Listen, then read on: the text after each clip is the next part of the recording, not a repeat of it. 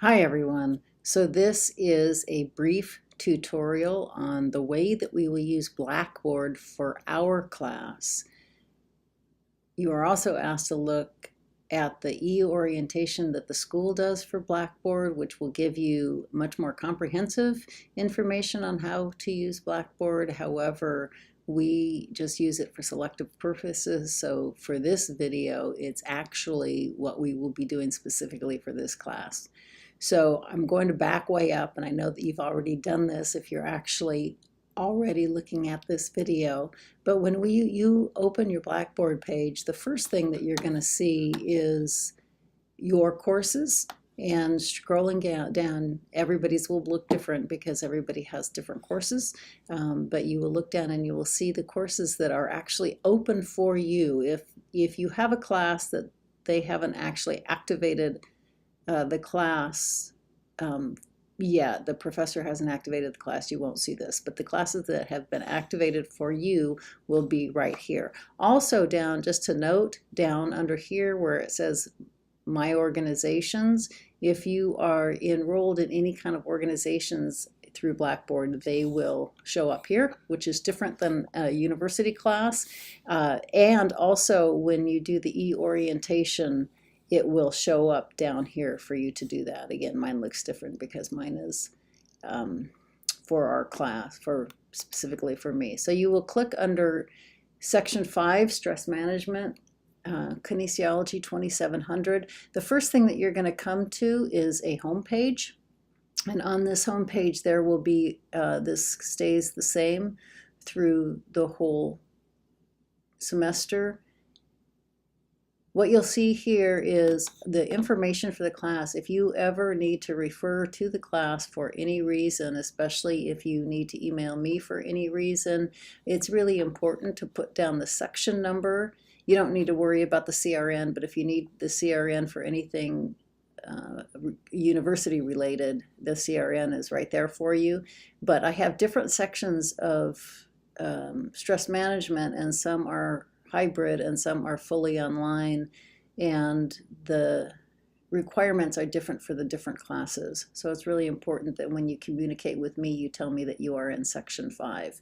And again, this will be here the whole semester long. Announcements are really important. You need to be constantly checking your announcements for this class, especially every week, because there will be new announcements about assignments, and if there are any extra information that I need to give you, it will always come under the announcements page. So when you open Blackboard for this class, this screen should come up, and you should always be just checking here just in case. You can also find announcements over here under My Course, which will pull up the same announcement page, so you can go to either or. But again, since this opens automatically, you might just get yourself used to checking the announcements.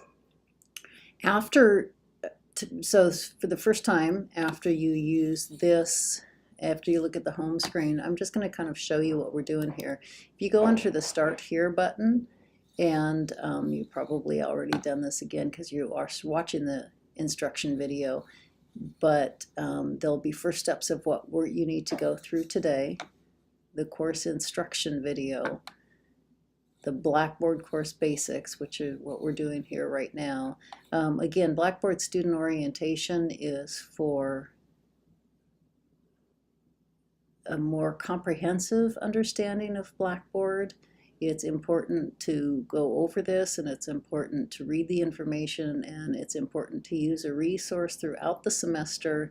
However, the Blackboard course basics are going to go over more of exactly how we're using Blackboard for this class. So again, this is more general information. This is more the information that you need specifically for this class. Blackboard system requirements will just tell you what you need to have on each computer to be able to run Blackboard. And then after you have gone through all of these today, then you will go to the next steps. Okay, so let's go over Blackboard a little bit. Here is the main menu, and under the main menu, let me show you, this is, let me get my student view here. So this should be what you see. Again, my screen is a little different. So the home button is what opens always start here is what you will start here with the first time. And then course information will always be here. Course information is something that you should also routinely be referring to. Under instructor information, you'll find all the information that you need to contact me, my email, phone number, where I am, and my office hours. And then the syllabus will always be here. So again, the syllabus is also, I mean, it's laid out here. If you need to have if you want to download and print off, you can open the attachment. But if I attach a file, I put it in text and then also as an attached file for anybody that may have problems opening attached files. Again, the syllabus is here and will be here the whole semester, so it's important to refer back to. Under university policies and resources, this is all the things that you may have questions about regarding Cal Poly, not just regarding Blackboard. And again, it's an important resource. I don't expect you to know everything under it right now, but it's always important to know that it's there. If you have any questions, it's a great resource to go to start out with looking for answers to any questions you might have. Okay, under my course, this is what you're going to be using. Again, you're going to be using the home page for announcements or announcements here. This right here is what these two are what you're going to be using the most. Again, under announcements, it'll just go back to that announcements page. It's blank right now because I haven't put any announcements in the course yet. Under course content is the piece that you will be going under the most. You will be using this link a lot as we go through the semester. The content for every week will be posted under this. Okay, so when we look under course content, each week, again, you will go under course content, you will open it up, and you will see the week or the weeks. They will start accumulating because I leave them up once we've gone through that week. So we'll just keep adding week 1, week 2, week 3, but right now you should just see week 1.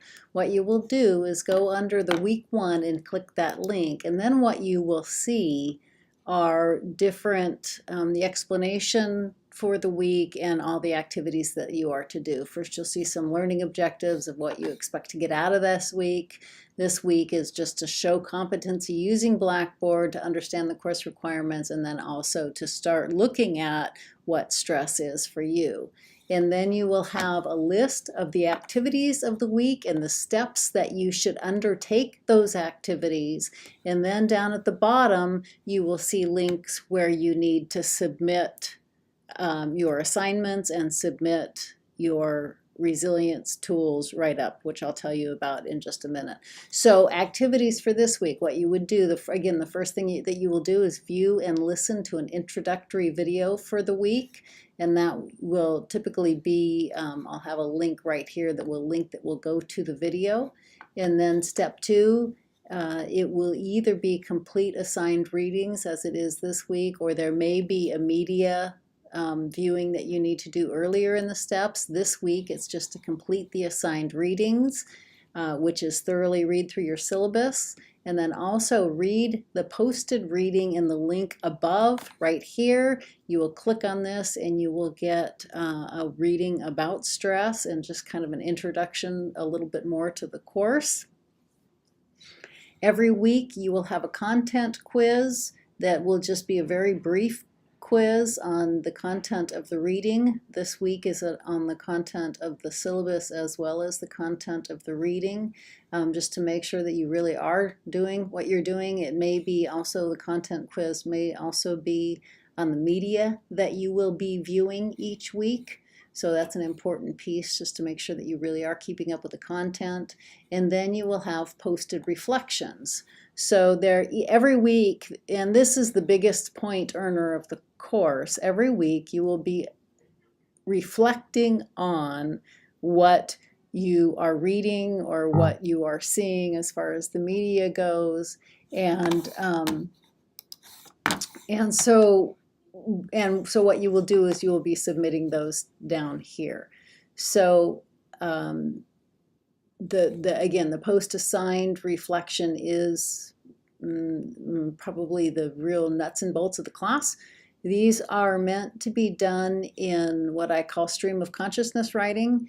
I absolutely do not want anything that looks like a book report. This is really about reflecting on your own personal experience of stress or personal experience of whatever else you are reading at the time. It's content specific. And what I mean by stream of consciousness writing is I don't want that well thought out essay. I don't want grammatically correct writing. You probably won't hear this at all in any other college class that you are writing, but I really don't want that. And the reason why is when you do stream of consciousness writing, it actually kind of helps you access your emotional life more. And when you can access your emotional life more, it brings it out into parts of your brain that process it better. And so they've actually seen that what we call stream of consciousness writing actually greatly reduces stress. And so the writing that I want you to do is, I always kind of describe it as letting the writing write you. You don't need to worry about grammar. You don't need to worry about sentence structure. If it's completely run-on sentences, it's fine. If you go off on a tangent every time, that's fine, because it probably means it's a tangent that wants to be gone off on. In other words, that probably means that something's kind of knocking on your consciousness for you to pay attention to. But I really do want you to do that type of writing. In fact, I will actually grade you down if you are turning in anything that looks like a book report. I don't want somebody else's experience. I want your experience, and I want your experience in just, it's almost like I want you to write as much as you can write, I would say, without ever letting the pen come off the paper, but I know that most of you are going to be typing these days, and so, but again, it's not even stopping to think, because if you stop to think, the critic comes in, and what I want you to do is just write and write and write and write. So there is a lot of writing in this class, but the writing that you will be doing is writing that is, like I said, all stream of consciousness writing, so it shouldn't be a laborious task. It shouldn't take you a lot of labor to do it. I want you to just sit down and, again, let the writing write you. So every week, this is probably the biggest part. It may be a different step for the activities for that week, but every week you will have a posted reflection, and this is again the biggest point earner of the class. This week it is your personal experience of stress. In the reading above, it will kind of explain it more, and you have several questions. When I give you questions for an assignment, I don't want you to answer those questions verbatim. In other words, I'm not asking you to just answer the questions in order. What I want you to do is just help them guide your thinking. Down here, it also will explain the assignment, and it gives you a little bit more explanation of what I want you to do. The next thing you're going to be doing this week is watching a media link of a YouTube video that actually talks about a resilience tool. Now, what are the resilience tools? Every week you will have a resilience tool to practice, and those are basically practices or tools that are emotional refocusing tools that help you greatly reduce your stress. As you will learn in this class, the more that you do anything, the greater capacity you have to be able to cultivate that thing as your life. So the more you practice resilience tools, the more you actually create the capacity to develop emotional resilience overall. Resilience is the ability to bounce back. So the best and most fundamental aspect of stress management is really developing emotional resilience, developing that power to bounce back. So the resilience tools are a big part of that. So every week you will have a resilience tool that you will practice. This week it's called Smiling Mindful Breath, and there's actually a YouTube video on kind of leading up to it and how to do that. And so what you will do, two things, and it's all lined out down here. So every week with the resilience tool, you will do two things. There is a record log under the course documents link. If you go under the course documents link right here, you're going to find some specific documents that we use with the class.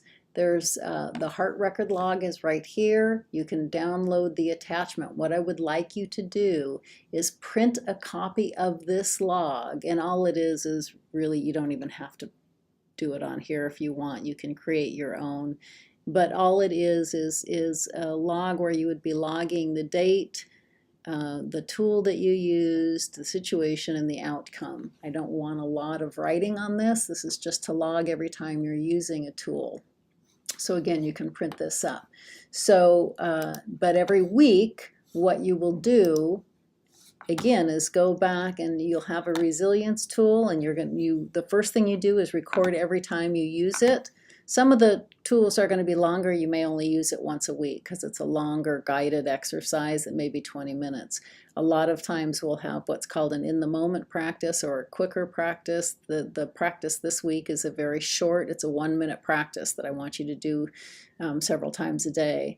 So, and so you would just record every time you do it, and then what you will do is you'll write a summary of your experience with the practice for the whole week, and that's just a couple paragraphs. So basically you're going to be doing the practice, this week's practice, several different times, several days, and recording them very briefly each time, and then you will take all of those and kind of review what they felt like in a couple of paragraphs, and then you will submit that paragraph as an assignment. So now when you submit assignments, this is really important. What you're going to do is typically you will be submitting 3 things for points every week. The quiz, which will just be a link here, and that will be self-correcting or it'll be self-correcting, and then you will be submitting the assigned reflection, which this week it's your personal experience of stress, and then you will be submitting a couple paragraph summary about the tool that you practiced. The way, so 3 things every single week, and the way that you will do that is you will go under the link, and when you go under the link, it'll give you the instructions again. This is very, very, very important. What I want you to do is I want you to keep in your own records, in your own Word document, the assigned reflections. I don't want you to type them in here. I want you to keep your own record, because if something happens with Blackboard or something happens and for some reason it doesn't get uploaded on Blackboard, I want you to keep an ongoing Word document with all your assignments for this whole quarter. But the way that I want you to submit them is I do not want you to attach a file. It does not work for me and my computer, and the fact that I have over 400 students in stress management, for people to attach files, because my computer will automatically download them. So what I want you to do is I want you to hit the Write Submission button, and then you hit Write Submission, and then what I want you to do is keep it on your own Word document, and then you will copy the part that you want to submit, copy, and then go here, and then go under Paste, and paste that document in here under the Write Submission link. Okay, and then what you would do is then just hit Submit. Okay. Please make sure, couple things, please make sure you don't attach a file, and also please make sure that you don't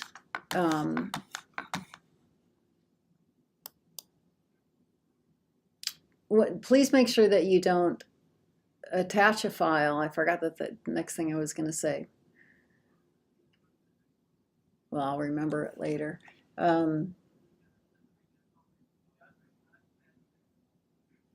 Okay, let's go back to course content here. Okay, so that should be understanding of how you are going to submit. I remembered what I was going to say. Under here, if you submit, sorry, now we're going to go back here.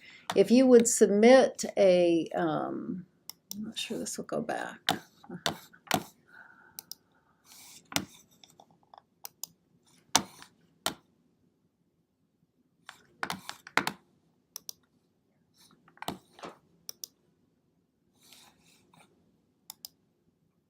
Okay, this is again what the submission page looks like. Again, I want you to click the right submission button. The other mistake that people make a lot is they write their submission in the comments section. Please don't write your submissions in the comments section, because those are actually, this section is actually comments for me and a space for me. I'll still be able to access it, but it doesn't come up on the written document. It comes up as a little comment section along the side, and it's really hard for me to read when you submit it that way. So again, you hit the right submission button, and then once you get the box here, then you will copy and paste into this box your whole submission. Now again, what each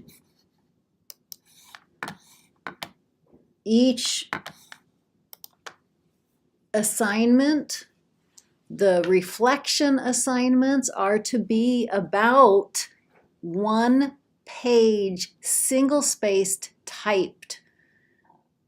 Basically, I grade you for how much you engaged in the question. I don't grade you for what you write for content, because you're writing about your own experience, but I do grade you for how much you engaged, and it does take a certain amount of words to deeply engage in what the question is. And that is about 1 page, single-spaced on your Word document, no larger than 12-point font. So please don't double space, please don't use bigger font, because that's the main point earner, is really kind of how much you engaged in the question. So if you are consistently turning in just a paragraph, you will not get full points. And again, the assigned reflections are the biggest point earners for the class. As far as the resilience tools go, again, I just need maybe a couple paragraphs for the resilience tool. So that's kind of what each week will look like, and it's also what how you will submit under Blackboard. A couple other things just under Blackboard is course documents. Again, course documents just has, later on I will refer to needing some of these things throughout the semester. You don't need anything right now except for the heart record log. This is the biggest link that you're going to need to know. The home for this week to start, the start here, and the course information for the syllabus, and then come down to course content is the thing that you will be using most of all. Okay. When you have any extra things, like when we have the midterm will be posted online. The midterm will show up under course content, and also when you turn in your final project, it will also have a link under course content. When you turn in your heart record log at the end of the semester, it'll have a link under course content. So pretty much anything that you turn in is going to be listed under course content. So this is the one that you need to go to most of all.